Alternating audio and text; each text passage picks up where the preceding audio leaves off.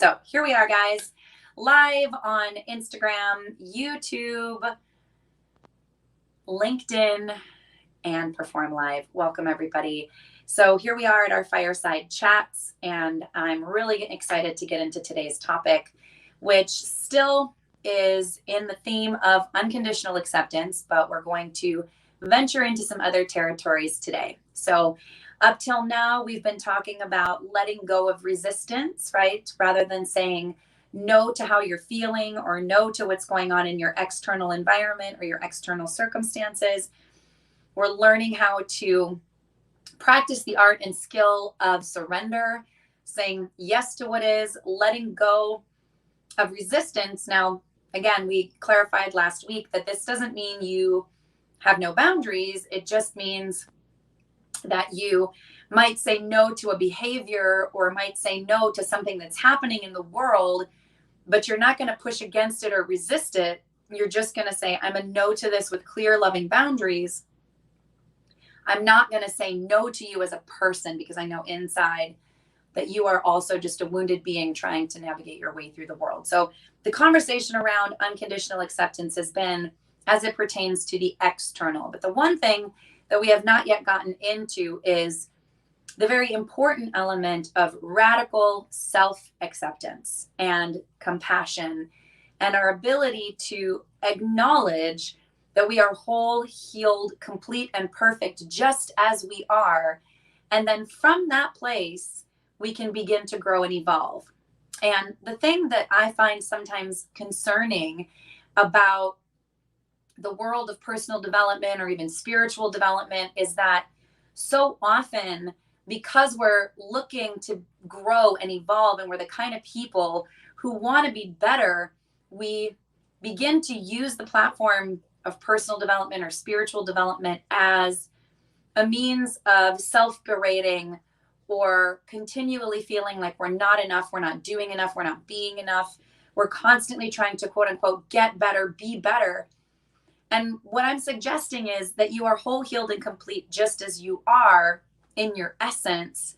And that in those moments when you are acting out in ways that you're like, man, I could have done better, that you're operating from your ego or personality structure, that you, the higher aspect of you, has ultimately gone to sleep. You are operating on default. You're operating through the structure of your personality. So if you study the Enneagram, you are operating from the structure of your type rather than your essence. And that it's in those moments that we actually have an opportunity to realize, oh, the truest version of me has actually checked out, has left the building. I'm operating from a place of self-preservation. I'm operating from a place of survival, right? And maybe the way that I've operated has served me in the past because it's literally kept me alive. But now I want to do better. I want to be better. And you're still whole, healed, complete, and perfect as you are in your essence. So it's not so much about, I want to change myself, but rather I want to know myself so that I can adjust my behaviors, so that I can operate more from presence, more from my heart space, more from a truly embodied space, more from the space of my higher mind.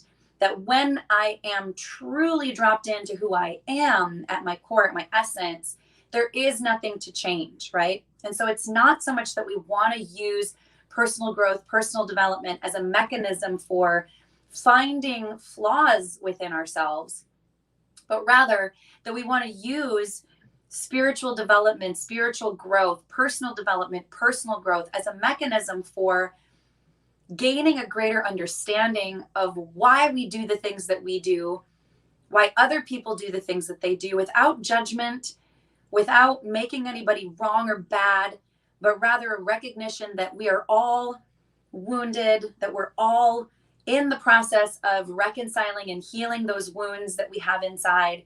And that ultimately in the process of doing that, we get to show up more whole, more fully as ourselves. And that there really is nothing at the core of who we are that we need to quote unquote change, right? That the goal of using a tool like the Enneagram or any of the other personal development tools that we have at our disposal is not to try and deny who we are, right? Sometimes you hear people say you want to transcend your Enneagram type or whatever. And I don't think that's it. I think it's more that you're trying to integrate who you are, right? That you're coming to terms with your personality structures, that you're coming to peace with the ways that you have operated in the world that haven't been at your highest and best. Now, it's not to say you're getting a pass for shitty behavior, but that you are really in a place of wanting to understand yourself and other people better and come to a place of radical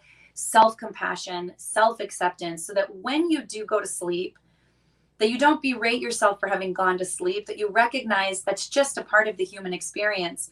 We're going to go to sleep and wake up. We're going to fall down. We're going to get up over and over and over again. And so we really want to look at, how do I try and spend more time awake? How do I spend more time in presence? How do I spend more time coming from a fully embodied, heart-centered, and open-minded place, right? So operating from all three of my centers and operating more from my essence than the structures of my personality.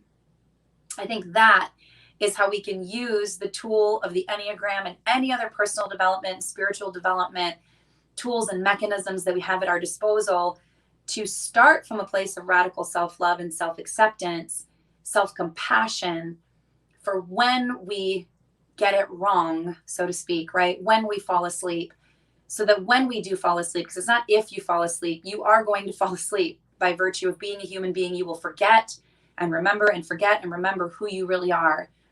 And that the game is, can I spend more time awake? Can I spend more time remembering? Can I spend more time in presence and truly with what's happening and truly with another person or group of people? So I hope that that helps to clarify this idea of how we can start from a place of radical self-acceptance, self-love, self-compassion, and evolve from there and continue to grow.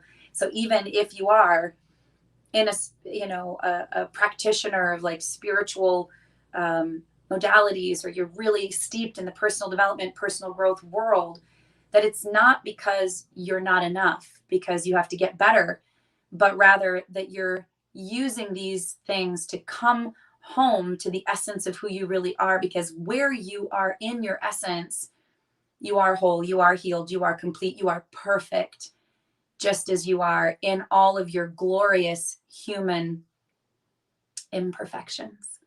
So I hope that that makes sense. I hope that that resonates with you. As always, this is the topic on the table. I'd love to have some lively discussion around it where possible. If you're watching the replay, please leave a comment. Love to hear from you, or just, leave an emoji or something in the comments, around how you feel about this topic. Because I think it's an important one.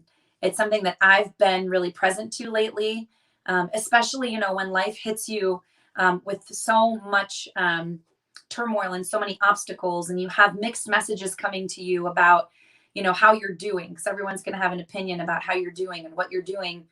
If you're not really firmly rooted in, I know myself, I love myself, I'm at home with myself, then other people's opinions can really have an impact on you. They can really cut deep. And it doesn't mean that they're not still, going to cut deep or create some emotional bruising, if you will. You're human after all. But it does let you come back to equilibrium, really ultimately be resilient when you can be in that space of, I know who I am. I embrace who I am. I embrace my flaws. I embrace my imperfections. I embrace the ways that I fall asleep sometimes. I'm constantly working to do better, be better, show up better. But knowing that I am whole just as I am, right? You can start from acceptance and continue to grow, right? So I hope that resonates with you. It looks like we have a couple of people joining us a little late here on Perform Live. Rajiv, hi. It's so great to see you. The conversation today has been about radical self-acceptance and self-love and how we can start from that place as a jumping off point for spiritual and personal growth. So I'm going to stay on Perform Live for a few extra minutes in case you guys want to chat. I'm going to go ahead and say lots of love, light, and aloha from my heart to yours, to the folks who are joining us on Facebook, YouTube, and LinkedIn. Again, looking forward to reading your comments, looking forward to the lively discussion that we may have around this topic. But for now, lots of love and namaste.